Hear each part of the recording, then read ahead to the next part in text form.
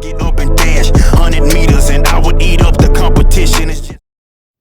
Welcome to 3 Count Commentaries. This is your host, MagMongoSlade. Today we're going to be talking about Monday Night Raw from September 26th, 2022.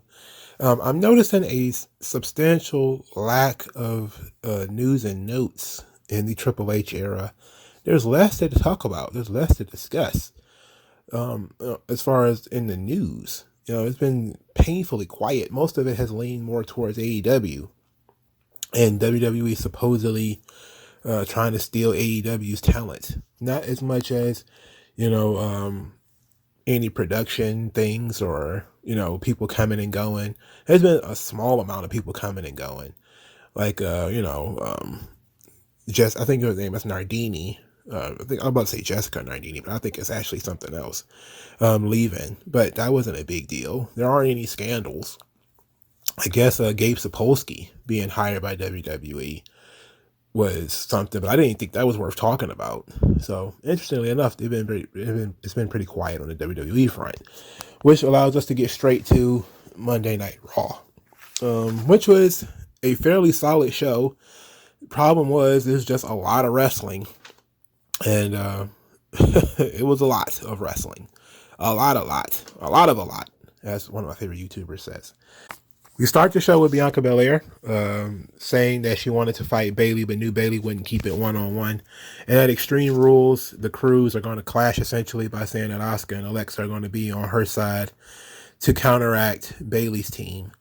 Bayley says that this whole thing is bigger than she and Bianca being one-on-one. So no, it will never be one-on-one. Yeah, she talked about Bianca Belair being handpicked and groomed while they made themselves, the old cliche crap. Bayley then said that, Bianca Belair said that she showed up and showed out, and that Bayley was there when she main evented WrestleMania, and she won the last match she and Bayley had against each other. This was, of course, in response to Bayley saying that everything that Bianca Belair accomplished, she accomplished while she was injured. But then Bayley said that the past is the past, and challenged her to a ladder match, to which Bianca Belair accepted. This was the opening segment, which led to Io Sky versus Bianca Belair in a singles match, and Bianca Belair just plain wins the match. Really good match though. Io, of course, is very good. This is all fine, a roundabout way to get to a ladder match. I'm not entirely sure why it needs to be a ladder match. Like, I guess I know that it's Extreme Rules, but why does it need to be a ladder match? Like, we could have just done a lumberjill match or something like that with with 4 outside the ring or something like that. That'd have been fine. But a ladder match is good too. It was brought to my attention. This is gonna be the first ever singles ladder match for women on the main roster. Of course, we know that they've been having ladder matches in NXT for that silly War Game stuff and. Who's going to get the advantage in War Games? They're going to have a ladder match. I hope they don't do that this year for Survivor Series. That would be stupid and a waste of ladder matches. But apparently it's going to be the first ever ladder match between the women on the main roster. And you know what? It's a useful gimmick in this regard that you can beat Bianca without pinning her. Which tells me that's exactly what they're going to do. If they're going to probably have Bianca lose this ladder match without getting pinned. Okay. Oakley dokily, I guess. Just weird decision. But, like I said, Bianca Belair is one of those people that's kind of been de-emphasized since Bayley returned. But it is what it is. Later on in the show, we got a sort of surprise as Candice LeRae popped up. She had a match against Nikki Ash. I of course was shaking my head because it's more NXT J Brones being brought in. I'm not a big fan of Candice LeRae, as people should already know. If you follow my NXT Black and Gold stuff, I was not a fan of the Garganos at all. We should have seen this coming. When Johnny came in, I was pretty sure Candice was on her way in. I actually can tolerate Candice more than Johnny, if we're being honest. But she, again, has no personality. no real gimmick or anything like that. She was funny in the way as sort of the mom. I like that angle, but then again, Johnny was actually funny in that too. And so was the Indy and Austin Theory. It doesn't seem like they're going back to that though. It seems like they're actually going to go back to Candice LeRae and Dakota Kai, because as the show went on, after Candice defeated Nikki Ash, and they're doing this thing with Nikki where they're slowly but surely turning her back to who she is, back to who she was, being Nikki Cross. The problem with this is that, of course, we already have a Cross and Karrion Cross. Secondly, why are they taking so long? Like, like how many losses does she have to take before, she finally just gives up the mask? And it's like, okay, she could have took a couple of losses and switched. Like, Triple H didn't tell a story when he came to swapping, Shotzi. So why does he need to tell a story when it comes to Nikki Ash? But slowly but surely, they're kind of getting her out of that gimmick, the superhero gimmick, which is, for the best. It was her idea. She wanted to try it. It didn't work out. It flopped hard. It flopped hard 2 years ago. But it is what it is. So Candice LeRae was backstage. She had run into Asuka, Bianca, and Bayley, who kind of gave her a little bit of congratulations on her debut and on her win. At that point, Bayley walked up with Dakota and Io. They kind of got in Candice LeRae's face. Candice got in Dakota Kai's face. They had a history from NXT. And she said she wanted to have a match with Dakota. Bayley said she'll have to wait until next week. And then they left. So we see that probably Candice is going to end up joining the Asuka, Bayley, Alexa Bliss team. At least they brought her in with a storyline. They're going to immediately put her in the main female storyline of WWE. Okay, that's fine. But I think it's time for Damage Control probably to start expanding. There needs to be more members. Because Damage Control, man, I'm not going to... I haven't been holding y'all up when it comes to Damage Control and my dislike of Dakota Kai, but the lack of overness of this group, despite the fact that they've been pushed, they have been the top segment on Raw most weeks since Triple H took over. And I have not noticed their fan reaction changing at all. I haven't noticed it at all.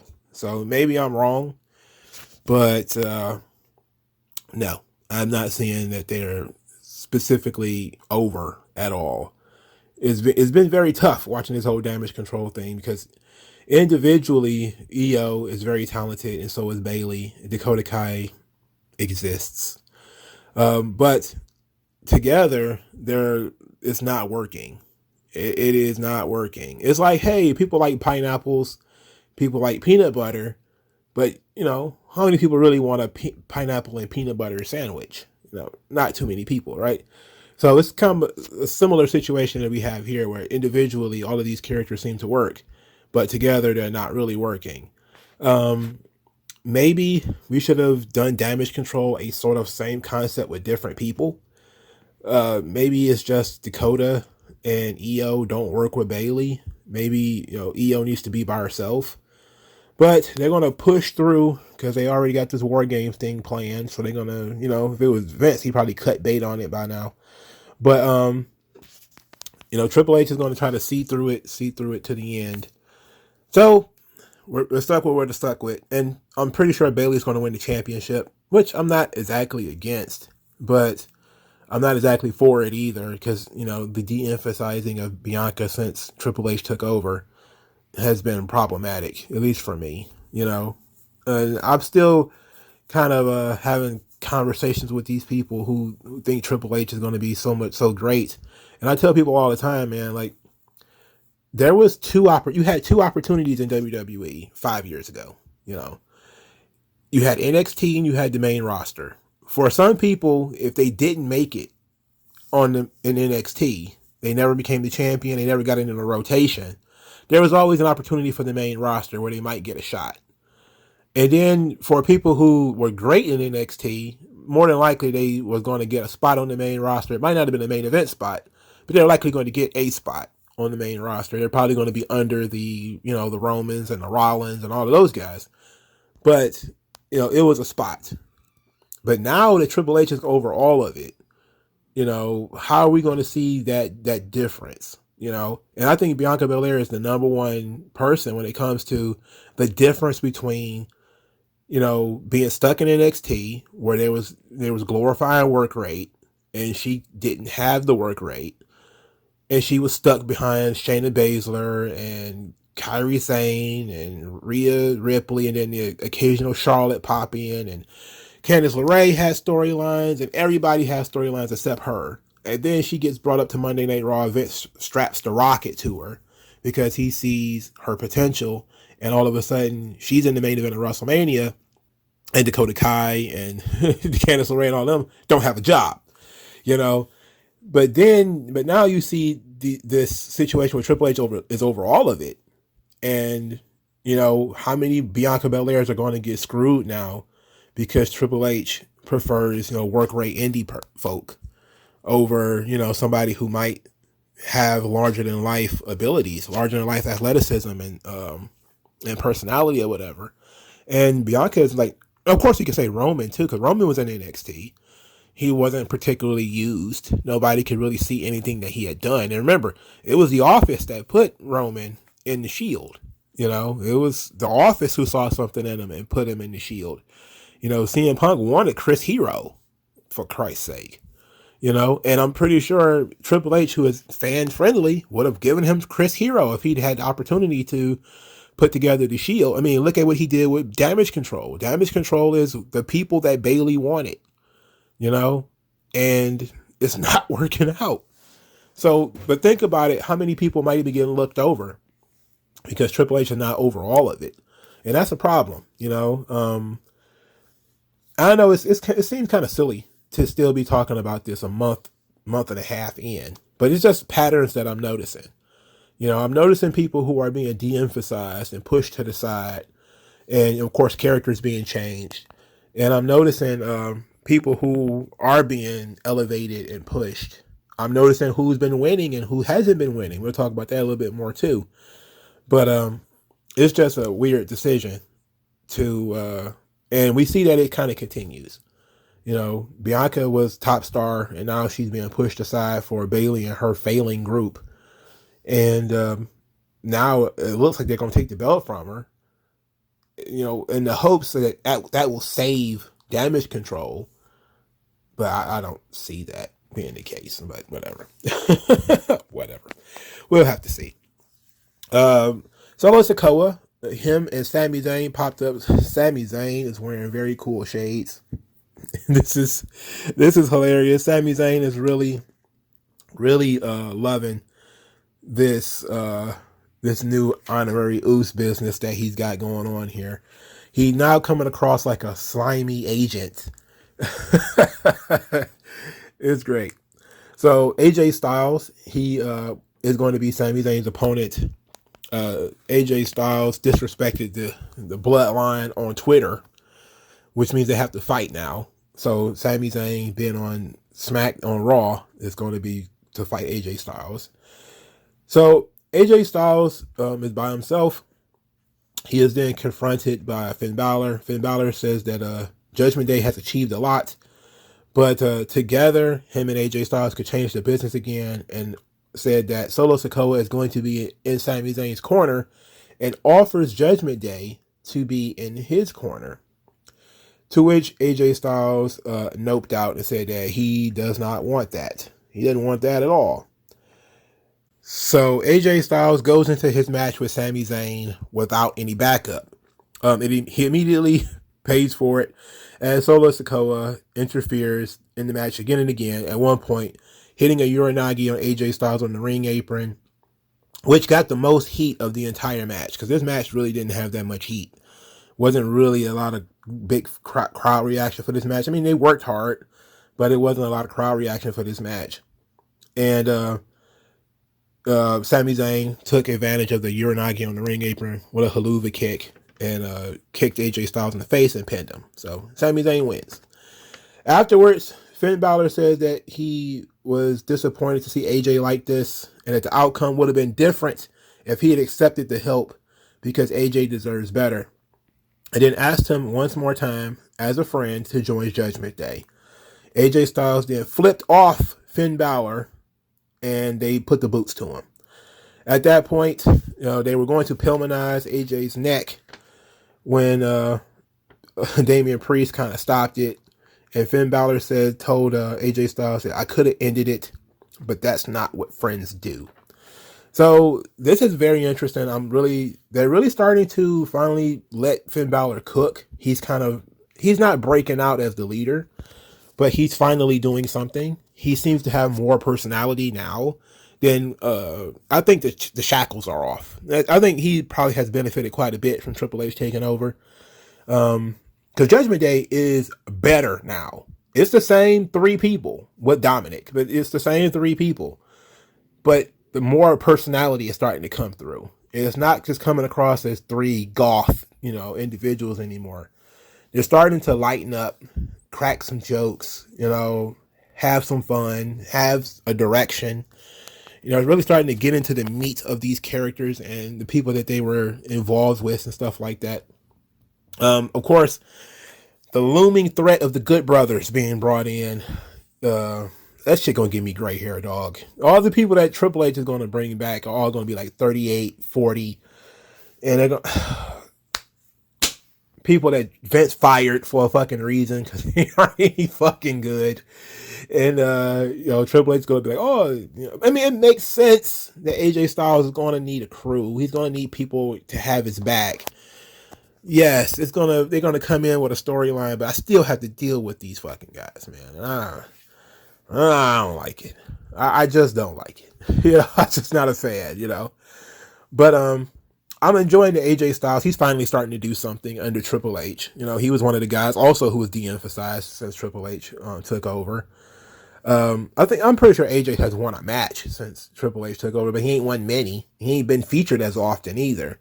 But AJ is also one of those guys who's near the end of his career, so it's not that big of a deal. He's being used mostly now to elevate people who are fairly new, even though they're in the same age bracket, like Damian Priest and Finn Balor. But AJ has been running hard for 6 years in WWE. These guys, they've been running hard too. Well, Balor has, but Damian Priest is still fairly new, and so is Rhea. They only been on the roster 2 or 3 years apiece. So they could use the rub of working with an AJ Styles. So I, again, will have to bite my bottom lip and accept that AJ needs help, and it only makes sense for him to call in the Good Brothers to help him out. And they're really kind of building to that. Okay. Am I looking forward to it, though? Not really. But I am looking forward to, AJ Styles not getting beat up and made look like a dork every goddamn week. But since we're on the subject of Judgment Day, Damian Priest, he cut a promo earlier in the night about his good friend Riddle. But he says that, he doesn't really know this guy, this Riddle. He spent most of the year pretending to be somebody he's not. And now he thinks he's back in the UFC. He says that Judgment Day is now his family. Judgment Day is now his friendship. There is no former friend here. And that he will not hold back or have any remorse for Riddle. So this led to what was essentially the main event of the evening. Damian Priest versus Riddle in a very fun match, very hard-hitting. The crowd was really into it.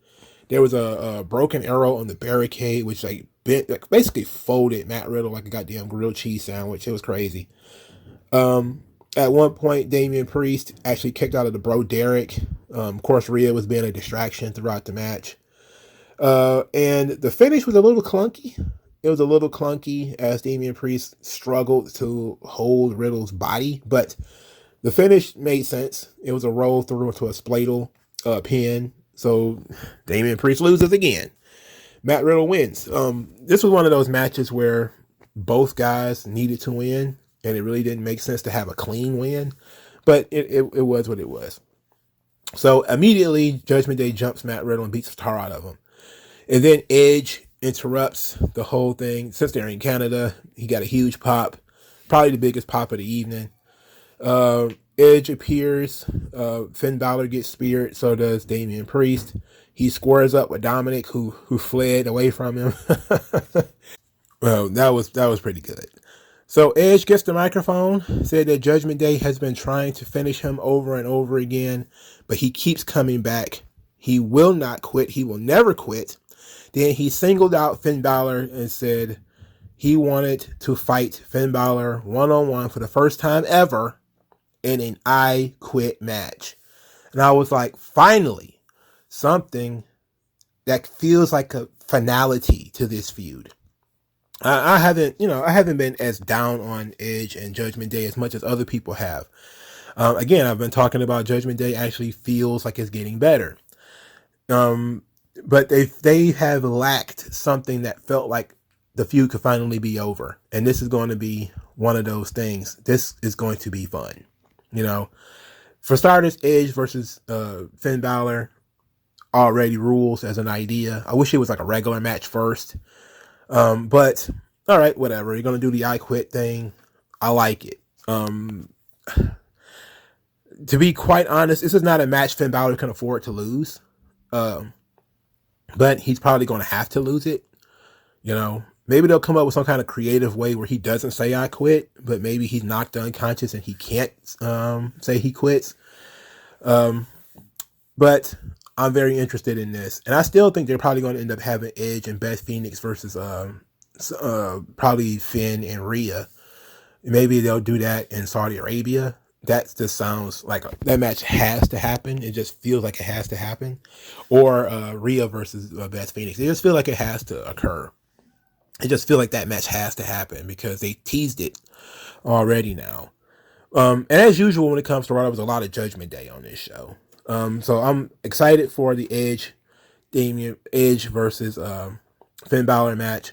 That doesn't feel like it's going to be the pay-per-view main event to me. We'll talk about what I think will be the main event later, because a lot of people have been talking about this, and I want to give Triple H a lot of credit, but I'll do it near the end. I know I've been criticizing him a lot, but I'll give him a lot of credit at the end.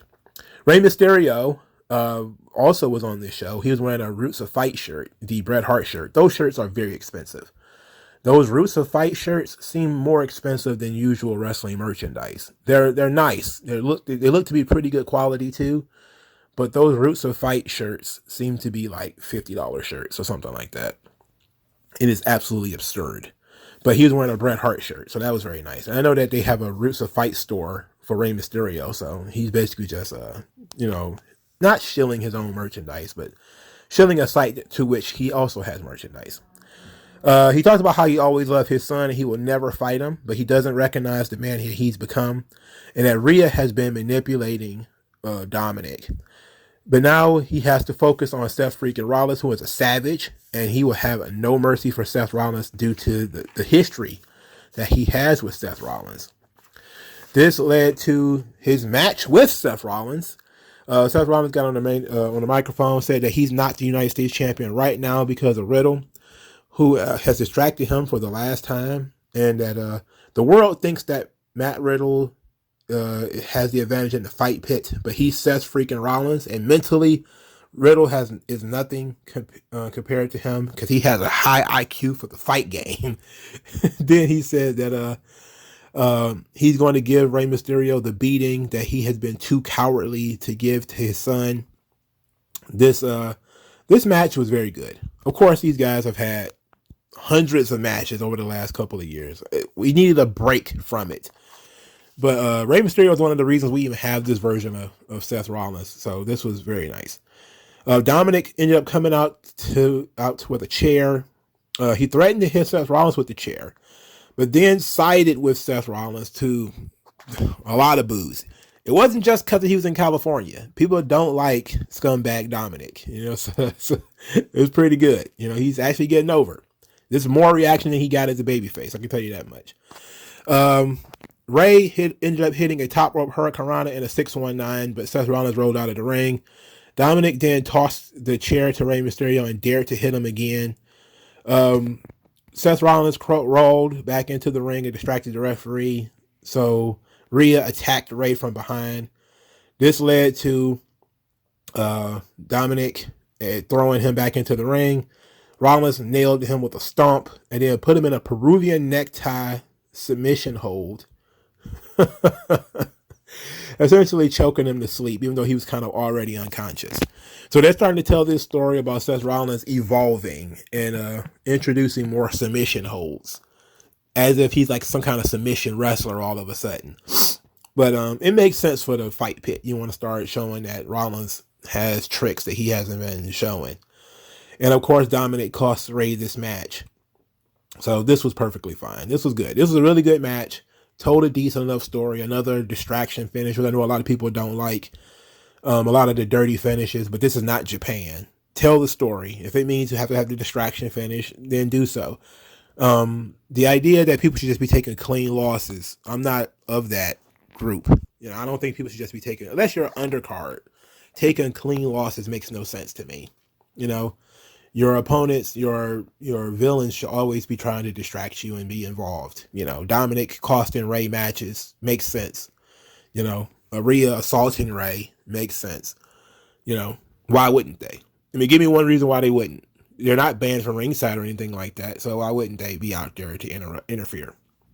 So, I forgot to talk about this earlier, but Lashley confronted Matt Riddle. He did offer him luck in his match against Damian Priest, and said that he knows, just like Riddle knows, what it's like to fight into the cage, and that Seth Rollins doesn't know, what to expect in that situation. But before they separated, Lashley said that he never wanted Riddle to interrupt one of his matches again, which Riddle apologized for. So could they be teasing Riddle and Lashley? Probably not. But they're clearly going to let they're showing more of Lashley's background, which is good. I've never really understood why Vince did not lean more into Lashley being a Bellator cage fighter. I know he wasn't the best in the world, but he did do it more than once, and it was something that, he should be proud of. He won more of the matches that he lost. I don't think he beat like the highest levels of opponents either. I know he beat Bob Sapp. I think that was in a kickboxing match or something like that. But Bob Sapp is also a tomato can. Bob Sapp is one of the biggest coulda beens in WWE history. I know that at some point, I think it was like 2006 or 2007 or something like that, Vince tried to sign Bob Sapp because Bob Sapp was doing New Japan Pro Wrestling, I think, at the time. If you've ever seen Bob Sapp, most people who are listening to the sound of my voice probably have never heard of him. Just Google Bob Sapp. BOBSAPP. The man was monstrous. I'm talking huge dude. Somewhat legit in K1, huge star in Japan. And WWE wanted to bring him in because he was, huge. The guy's fucking huge. And he was doing pro wrestling. But I think he wanted too much money. And, the deal fell through, which was very unfortunate. And I know that Bob Sapp became a tomato can later because he became kind of what Floyd Mayweather is now. Floyd Mayweather is just doing boxing exhibitions. And he's even come out and said, "Oh, I'm not trying to get hurt in any of these exhibitions. I don't want to do a real fight." And so he's fighting other tomato cans so he can get quick paydays and basically use his name to make money. And essentially what Bob Sapp has been doing for the last, 10 years. He's been just using his name to draw interest in fights. And then the moment that he gets in any trouble, he basically turtles up and lets the referee stop it. It's been an absolute embarrassment to mixed martial arts what Bob Sapp has become. And I really say he's one of the hugest could have beens in pro wrestling. If he had not had, I know Vince tried to sign him while he was at his highest point. He tried to sign him while he was hot as hell. And I think he was a New Japan Pro Wrestling IWGP champion or something like that. He tried to sign him while he was at his highest point. That's why he wanted so much money. You should have brought him in a little bit later, it probably would have been better for Bob and for WWE. But every time I think about Bob Sapp, I just say, man, what could have been? That guy's fucking huge. He could have been a huge star in WWE. Unfortunately, he chose to stay in MMA and not even really stay in MMA, considering that he just basically signs up for fights, gets paid, and then goes and lays down pretty much. Which is in some ways even more embarrassing than doing pro wrestling, throwing fights in MMA is an embarrassment. Not putting forth any effort is an embarrassment. Even though I do understand that he's basically working the audience. You know, there's still some people who are Bob Sapp fans who, you know, chase down fights that he did. But it's a waste of time, I guess, you know. Usually within the first 3 rounds or whatever, either he wins or he turtles up and just accepts that he loses, and that's it. But he's doing that for paydays now, you know. That's it. But I said all that because Lashley actually beat Bob Sapp. And that was like, I think that might have been one of the highest ranked opponents Lashley has ever beaten. And I'm pretty sure Bob Sapp threw that fight too. But they didn't talk a lot about Lashley being a cage fighter. And hopefully, you know, Triple H kind of leans more into that. You know, I've always wondered why they never leaned more into Bobby's background. Him being in the military, him being in, you know, MMA. You know, they never really leaned into any of that stuff. And I always wondered why. Maybe Triple H will change that, you know. Not that we necessarily need it right now, but, you know, it's just interesting stuff to do. You know, interesting stories to tell when it comes to Lashley. All right, so let's move on. Miz Force. I love this. I love Miz Force. I love the fuck out of Miz Force. I wish they had uniforms and helmets and stuff like that. It would have been so much cooler. It really should have jazzed this thing up. But the Miz hires a gang of personal security guards, offering each one of them $1 million in gift cards and a used car and career advice from the Miz personally if they could find and retrieve and capture Dexter Loomis. So the Miz Force are on the case. They go. Now, of course, as they set this up, the Miz is he's in front of all of these Edmonton Oilers jerseys. They're kind of retired jerseys because they're in the Edmonton Oilers arena. And everybody knows that, you know, Dexter Loomis is in one of these jerseys. Everybody knows that. But throughout the night, you see Miz Force guys laying on the ground, you know, being knocked out or whatever. And it, of course, leads to the Miz coming back, and the Miz Force in their entirety is unconscious, laid out. And Dexter Loomis attacking the Miz because he was inside one of the jerseys and choked the Miz out. They're still not explaining why Dexter Loomis hates the Miz and why he keeps attacking the Miz. We do need an explanation. I would like for that to come at some point. I'm guessing this is going to end up being an Extreme Rules match of some kind. What kind of match? I don't know. But I love the idea of the Miz Force. That shit fucking rules. You know, I wish they had like a logo or something. Like, they really need to make this a thing. Like, I'm legit 100% in on Miz Force. I want them to have like astronaut jumpsuits with like the Miz Force pin on it, and maybe some kind of helmet or mask or something like that. And that could be so much fun. You know, Miz having a private army. Like, that fucking rules, bro. Of course, they killed Miz Force immediately by having them all get beat up by Dexter Loomis. But I'm a big fan of Miz Force as an idea, as a concept. Now, I'm not really that much of a fan of this storyline, considering I don't see it going anywhere. It's just been Dexter Loomis attacking the Miz every week for apparently no reason. But I am 100% down for being Miz Force, and I wish I could apply, because they're supposed to be the elite of the elite. But no, they got choked out because they're a bunch of bums. So none of them get $1 million in gift cards or a used car from the Miz, let alone his expert career advice. And this man got to marry Maurice and main event at WrestleMania. I'm pretty sure he could help you. You know, look what he did for Bryan Danielson. You know, look what the Miz's career advice was able to do to a no-name, plain Jane Bryan Danielson. Made him the main event of WrestleMania, one of the most sought after and beloved and respected pro wrestlers in the entire business, all because of the Miz. So absolutely, we should be talking about how great and how much Miz's career advice is worth. why you wouldn't fight harder to be successful under the thumb of the Miz, I have no idea.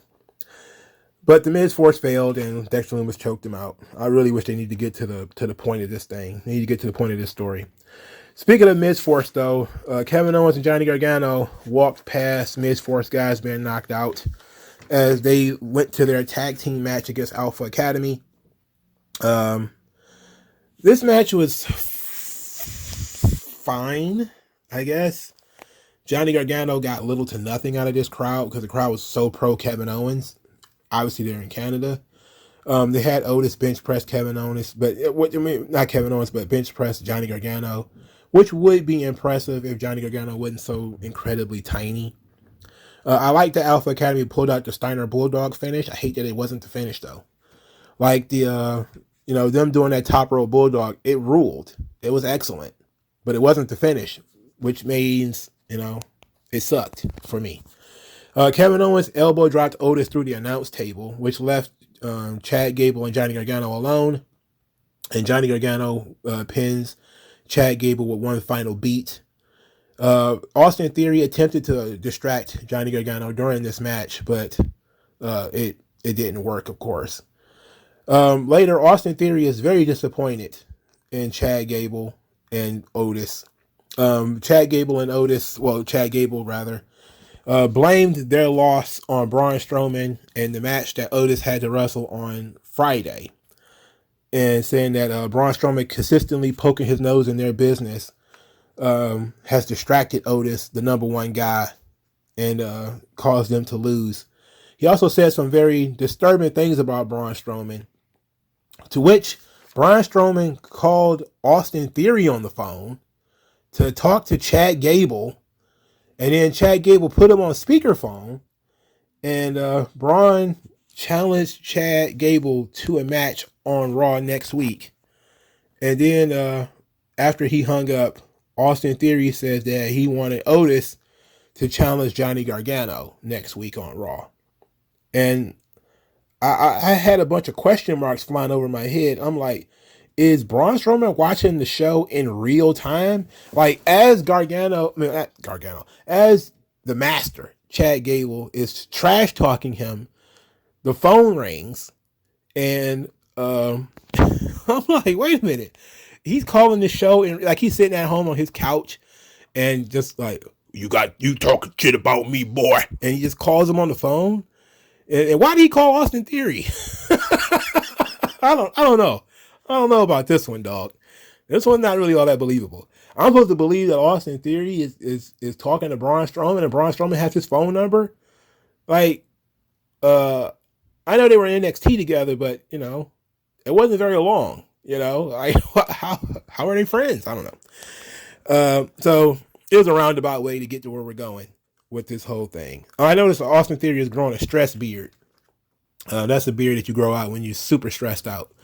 And him being involved with Alpha Academy is good to a degree, because Austin Theory has gone from mixing it up with the top guys to now mixing it up with the job guys, but he hasn't lost a lot. I don't even lost a lot. I mean, he lost a lot of heat.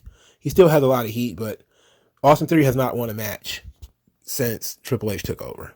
He has not won a single match, and he's been obviously pushed down the card. Shoved out of the way and down the card. Meanwhile, Otis is going to wrestle Johnny Gargano and probably lose, which he probably, whatever. And we know that Chad Gable's going to lose to Braun Strowman. Now, this brings to another one of my critiques of Triple H that I'm really kind of seeing, is that he's kind of destroyed the Raw and SmackDown thing. That, SmackDown guys don't stay on SmackDown, Raw guys don't stay on Raw. So now we're seeing a lot of the same people over and over again. Like, Sami Zayn pops up on Raw, and his reaction wasn't nearly as strong on Raw than it was on SmackDown. And yes, I know that we were in Canada and we had to find some reason for Sami Zayn to be there, but why? We didn't need to have a Sami Zayn match on this show just because we're in Canada. We didn't need to have a Sami Zayn match, so we don't need Braun Strowman on Raw. How about we save that time for other people who are not focused? Like, that was the purpose of the brand extension, and so that we can actually focus on other people. Like, it's good because Judgment Day is all over Raw all the time, and so is Damage Control. The unfortunate thing is Damage Control has the women's tag team belt, so they can jump from back and forth on both shows, and the Usos can jump back and forth on both shows because they have the Raw tag team belts, and of course Roman can be on both shows because he has the Raw World Title. But Solo Sikoa and Sami Zayn, how are they possibly jumping over to Raw just cause? You know, no, we shouldn't be doing that. And this whole thing just means we see the same people over and over again, and we're not really seeing newer people. And maybe Triple H doesn't see much in some of these other people and decided, you know what, I'll just give 15 minutes to Sami Zayn, rather than, trying to find somebody else on the Raw roster who would that probably could use that time. But this has always been the downside of ending the brand extension, is that you basically just see the same people over and over again. And very rarely, like Sami Zayn being on Raw didn't really further along his honorary Uso storyline. It kind of did because Solo Sikoa was with him, but maybe you could look at it as Sami Zayn throwing his weight around, I guess. But we really didn't need that match, and that's probably why the match, despite the fact that Sami Zayn is Canadian and the match was in Canada, it didn't have a lot of heat, So I don't know. It seems weird to me. But I'm okay with all of this. Amos also appeared. The only thing interesting about Amos is that MVP has been sort of teasing that there's only one giant in WWE, which was the only thing interesting about this whole ordeal, that maybe there will be an Amos Braun Strowman confrontation at some point. Depends on how you feel about that. Amos is one of those guys, man, that people was giving him so much credit when he was in a team with AJ Styles, him being the straight man, him being the Tyson Tomko of the group, of the pair, where he didn't have to do too much. He just kind of had to play along with AJ's silliness, and he was super over. And then the moment they flipped him heel, he became a colorless, humorless giant, and has been super boring ever since. And now it looks like he's going to be fodder for Braun Strowman. And I'm not against it, if we're being honest. Amos doesn't have the upside that Strowman does. Amos is younger, so even if he manages to find a personality or something that works, there's still a lot of time for him to bring it out. But Amos is one of those guys that he's dead in the water. And we know that Triple H has sent Veer back down to NXT to do the induced share thing with Sangha. That's fine. I'm guessing they're going to bring up a tag team since they're sending Veer down. But whatever. That's most of Raw outside of the QR code stuff, what I will be discussing in a moment. So let's talk about the QR codes, because it was on the desk this week. Of course, I don't check to do that stuff. It ended up being a TikTok about who killed the world. You did. It was various clips of wrestlers saying the words, "Who killed the world? You did. Feed your head," or whatever. Then somebody went further and looked up the source code for the QR code and found that it was Aleister Black lyrics. No man is ever truly good. No man is ever truly evil. Now, we know that Malachi Black went on an absolute tirade on Instagram and saying that a lot of this stuff that people have been talking about him is not true. We'll talk about that probably on the live stream on Thursday. So we'll get more into the Malachi Black stuff on the live stream. But ultimately, he's not interested in returning, and it seemed like he can't return. So it's not him. I think it was basically just a red herring. Then they found that there was a White Rabbit YouTube channel that only has 2 videos. One is White Rabbit by Jefferson Airplane. The other is an area code, which I think is the area code to, what is this, Wyndham, Kentucky, or Corbin, Kentucky, or something like that. It's all just real confusing, and I'm really just ready to get to the point now. Like the QR codes and stuff like that have kind of even stopped being interesting. I'm really just kind of ready to get to it at this point. Like we're kind of, I feel like we're going in a circle. I feel like the 923 thing, and it got a huge rating too. The 923 for SmackDown, it got a huge rating. I'm really just kind of, they need to strike before it burns out and people don't care anymore about who it is. I'm all for long form teasing, but we also have to be, aware that if you tease too long, people will stop chasing the breadcrumbs and people will just stop caring. We live in a microwave society, 20 years ago, 25 years ago, more likely 30 years ago, which would take us to 1992. You could have done this angle for months and it'd have been fine. But now, especially teasing it on both Raw and SmackDown, you get people they giving up. There's a lot of people who don't even follow the QR codes anymore. They're not even looking for them. They basically just wait for it to pop up on social media. So there's some people who are getting burned out on this thing already. I think that whole going to commercial at 923 thing kind of blew the lid off of it. I never really tried to follow the breadcrumbs too much. And plus, I just accept that it's going to be Bray Wyatt. And if it's not Bray Wyatt, it's anybody less than Bray Wyatt is going to be a disappointment. And they have to stick the landing. That's the important thing about all of this stuff is you have to stick the landing. It has to be either what people expect or greater than what they expect. And people are expecting Bray Wyatt. If it was Aleister Black, I still think people would have been kind of disappointed. They'd have been like, why all of this for this guy? So it has to be Bray Wyatt. It's getting him trending every day on Twitter. So it's got to be him. And ultimately, they got to stick the landing. That's the most important thing. It has to be the guy that everybody wants it to be, or it has to be somebody greater. I know that Triple H has said the White Rabbit is probably going to be somebody who nobody's talking about. It better not be, and I've seen some people teasing that it might be Mustafa Ali. I'm telling you, you want to burn the internet on, you want to burn the internet? You want to set some people on fire? You want people to march on Titan Tower and throw bricks through the window? Let it be fucking Mustafa Ali. All right. Let it be somebody of lower levels. Let it be something stupid. Let it be fucking Paul London. Yeah, go ahead. Let it be Paul London. People will be throwing eggs at Triple H's limo every time he shows up to a show. No, it needs to be either Bray Wyatt or a higher level guy. And it really can't go. Why would you do all of this for Undertaker? You wouldn't need to, or The Rock. You wouldn't do it this way for those guys. So it kind of has to be Bray Wyatt. It can't be just another version of Karrion Kross, because people already see Karrion Kross. We've already seen him. It makes no sense for it to be him. It makes no sense for it to be Malachi Black. That makes a great stable. Black, Kross, and Wyatt. That's a great stable.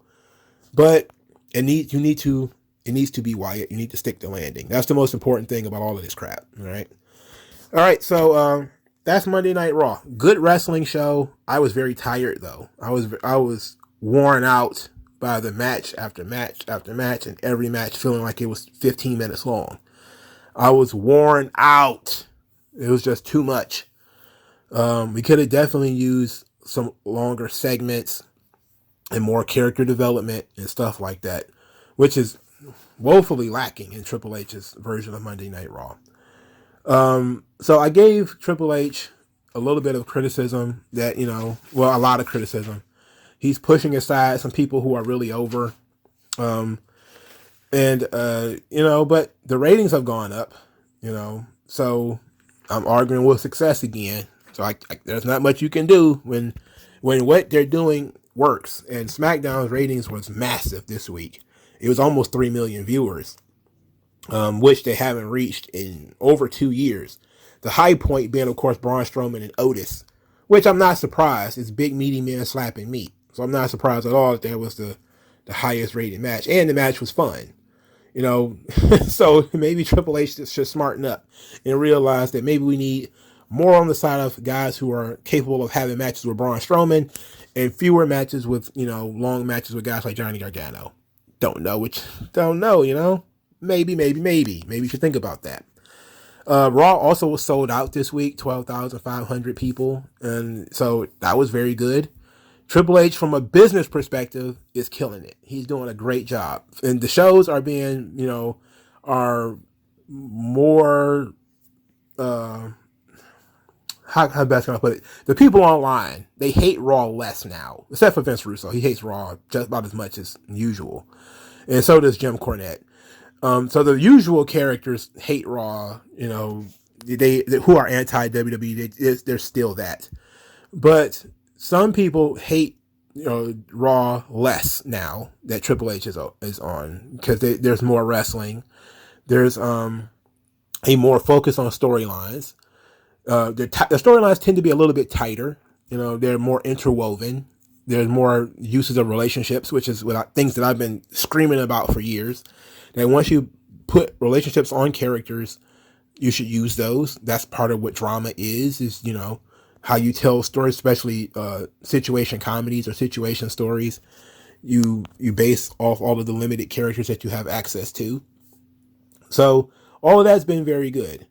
And one thing I want to give Triple H a lot of credit for is managing to build this pay-per-view card, this Extreme Rules card, with all personal feuds, without using the title. There is a lot to be said about how much of a victory that is because there's a lot of people out there who are complaining, who are upset, who are angry that Raw does not have a world title match, and that it doesn't have a world title. Extreme Rules won't have Roman Reigns, but understand, business is increasing for Raw without Roman Reigns being on the show. What Triple H has done is he's gotten multiple people over and multiple storylines going forward that people are engaged in and that people are interested in. And because he has multiple angles working, he doesn't need the title. It has been an absolute victory. Now, to give Triple H just a little bit of a needle, Vince was already doing this. The Cody Rhodes stuff was, Cody was the star of the show, and it was Cody's angles and stuff like that was basically pushing the show forward. And then it was Vince, of course, who took the belts off of Raw in the first place. But Triple H has done a tremendous job of elevating that, taking that to the next level, and making Raw a show you can sit down and watch because of all of the personal feuds going on. And you did not have to care about who's the champions. In fact, all of the championships have been de-emphasized. None of the titles really matter that much on Raw. The United States title, it comes and goes. The women's tag team titles comes and goes. The Raw tag team championships basically don't even exist on Raw anymore. The world title basically doesn't even exist on Raw anymore. So what ends up happening is you elevate certain performers. They elevated, Bayley and introduced her group. It's not really all that over, but people are interested in, because Bianca's in it, Alexa's in it, Asuka's in it. They're interested in that. Judgment Day. The core of the Judgment Day thing has been Damian Priest, Edge, and Finn Balor. That stuff is still working. Then you got the ancillary, the B side of Rhea and Dominic versus Rey. That's still working. You still got Seth Rollins there. He was a big part of the Cody Rhodes stuff. Now he's back and he's involved with Riddle. And they're going to do something that's very creative in the fight pit for Extreme Rules. That's, looking very good. So he's doing a great job of elevating performers without them needing titles. That is great. And to me, that is the best victory for Triple H. Not just the increase in business, but how he has proven and shown you don't really need to rely on who the champion is in order to make these shows watchable and shows that people will enjoy. You can lean on personal feuds. Personal feuds draw more better than championships anyway. They always have, for the record. Which is why, hey, Rock and Hogan. Well, Rock and Austin too, WrestleMania 19 should have main evented the show. And Rock and Hogan should have made in WrestleMania 18, should have main evented the show. because personal feuds draw better than championship feuds. Championship feuds, if you care about the people involved, they draw more. But, Roman isn't involved in a personal feud right now. He's doing just business with Logan Paul. Who cares? But SmackDown is being carried by, the Honorary Usos and that storyline, and then, the Brawling Brutes and Imperium and some of the other stuff that they've got going on SmackDown, while Raw has its cast of stars and it's doing a really good job of increasing business and keeping people interested in what's going on there. So that's truly a victory for Triple H. And, but it creates a problem, and one problem is that people are looking for a main event for Extreme Rules, and they're saying what match could possibly be the main event, because all of these are personal feuds. What match is going to close the show? Now, some people think, okay, well, Bray Wyatt's going to debut in the Finn Balor and Edge match or whatever, so it should main event the show. And I'm saying I don't see why that would be the case, And I like Finn Balor and Edge. I think from a star power perspective, maybe you'll consider putting that in the main event. Personally, I'm more partial to Seth Rollins and Riddle, the Fight Pit. I think that should be the main event because it's a match that never happened before on the main roster. There's also some discussion that Bayley and Bianca could main event, considering it's for a title. So it's a personal feud plus a championship, which would give it more interest. But what I think is Damage Control is not over. So I really don't know how if I would put them in the main event. You could, but you would just be doing it just to do it at that point. Same thing with Liv Morgan and Ronda Rousey. You would just be basically making them the main event because you can at that point. Not necessarily because they should be. But if it were me, I would deeply consider the Fight Pit being the main event, because it's a spectacle that most of the mainstream audience has never seen before. And it's something that, similar to the Hell in a Cell or Elimination Chamber, that you keep people interested in it by putting it on last. And therefore people can, but at the same time, it's not a Demolition Derby type of match. And I think that Extreme Rules probably will burn people out on that. It's going to be a lot of people going through tables and a lot of people getting hit with kendo sticks and falling off stuff. Which is, a lot of people are giving Triple H a lot of credit for it. Extreme Rules is finally going to have some Extreme Rules. It's like, sure, but how many of you going to get bored of extreme matches, as the show goes on? You're going to get kind of tired of it. People getting hit with chairs. It's going to be the same weapons in every fucking match, with the exception of the Fight Pit, because there's not going to be any weapons at all. It's just going to be two guys fighting in the cage. And I would definitely consider the Fight Pit being the main event. That's me, though. Or Edge and Finn Balor being the main event. Maybe. But there seemed to be a greater push for a Bayley and Bianca to main event in the ladder match. We'll see. And I'm pretty sure Triple H is probably on board with the Bayley and Bianca ladder match main eventing the show. But I got to give him credit, man. De-emphasizing the titles and focusing on the personal feuds is tricky, but it worked. And, give Triple H, I tip my hat. I'm not wearing a hat. I tip my fictional cap to Triple H. And what he's doing is working. Even though I criticize it, even though I'm deeply concerned about this whole Candice LeRae thing and Johnny Gargano and what the future is for these fucking people and why, we're, bringing in all these fucking guys and not trying to make new stars out of, performers who actually have personality. I don't know.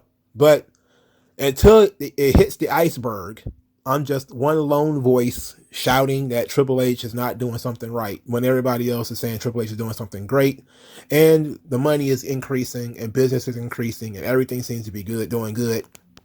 There's not much I can say. But what do you guys think?